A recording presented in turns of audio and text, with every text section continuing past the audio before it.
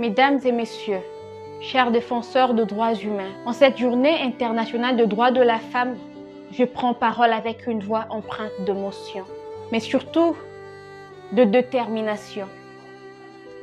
Car derrière les discours de célébration résonnent encore trop souvent les silences assourdissants de femmes victimes des violences basées sur le genre. Ces fléaux insidieux, persistants, qui continuent de briser de rêves, d'étouffer de vie et d'anéantir des générations. Comment pouvons-nous en 2025 accepter que la moitié de l'humanité vive encore sous la menace quotidienne de l'agression, de harcèlement, de l'humiliation, simplement parce que les femmes, la violence basée sur le genre n'a ni frontières, ni couleur, ni statut social.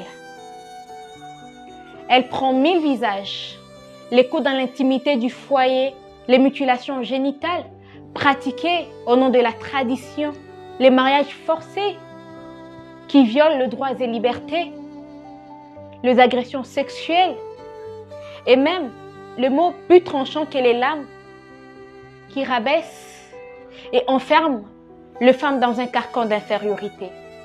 La protection de la femme n'est pas un luxe, c'est un droit.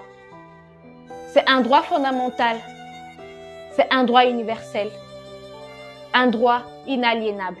C'est aussi un devoir pour nous tous, gouvernants, éducateurs, leaders religieux, parents et jeunes, car l'inaction face à la violence, c'est déjà de la complicité.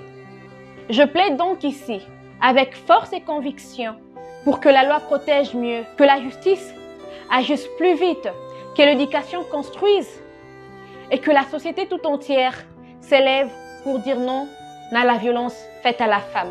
Je plaide pour que chaque femme, où qu'elle soit, puisse marcher librement dans la rue sans peur, pour qu'elle puisse rêver, s'exprimer, aider, décider, choisir sans craindre d'être punie de sa liberté. Je plaide pour que les victimes soient écoutées, accueillies, accompagnées, dédommagées et non réduites au silence ou accusées de provoquer leur propre malheur.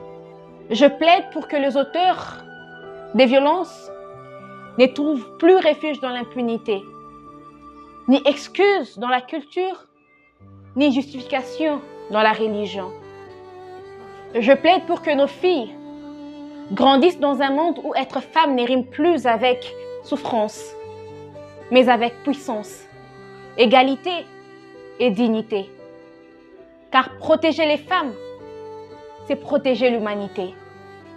C'est construire une société juste, équilibrée et durable.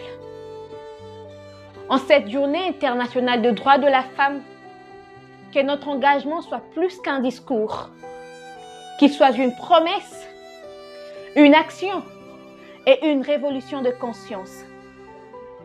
Levons-nous, agissons, parlons pour que demain, aucune femme ne vive dans la peur d'être simplement ce qu'elle est. Une femme. Je vous remercie.